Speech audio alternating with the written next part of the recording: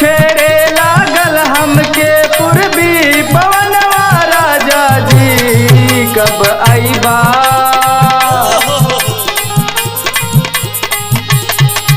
कब आईबा लागल चैत के महीनवा राजा जी।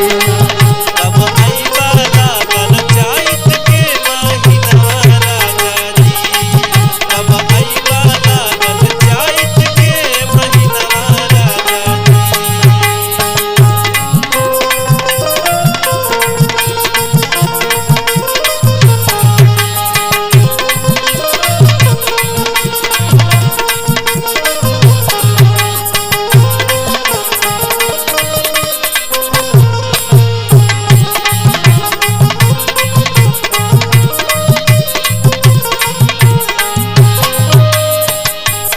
सब हसुआ में समिया धरावे लागल हो। सब हसुआ में समिया धरावे लागल हो। सब हसुआ में समिया धरावे लागल हो। सब काटी सरसोईया दबावे लागल हो। सब काटी सरसोईया दबावे लागल हो। सब काटी सरसोईया दबावे लागल हो। सब हसुआ में समिया धरावे लागल हो। सब काटी सरसोईया दबावे लागल हो। तीसी मटर गदाई गइल सब चनवा राजा जी।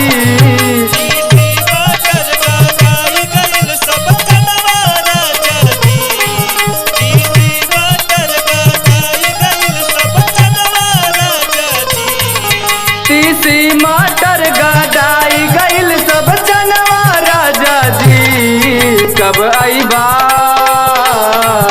कब आईबा लागल चैत के महीनवा राजा जी। कब आईबा लागल चैत के महीनवा राजा जी। कब आईबा लागल चैत के महीनवा राजा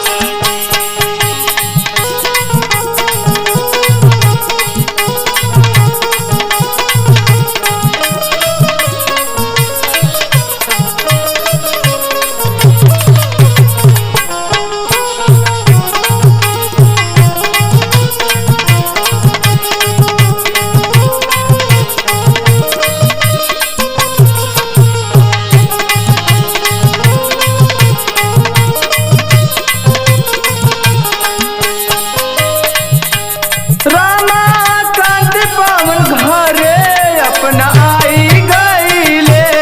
रमाकांत पवन घरे अपना आई गईले। रमाकांत पवन घरे अपना आई गईले। अपना मेहरी के साथे लपियाई गईले। अपना मेहरी के साथे लपटियाई गईले।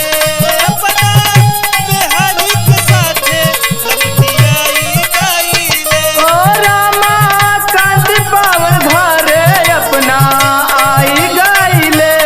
अपना मेहरी के साथे लपियाई गईले।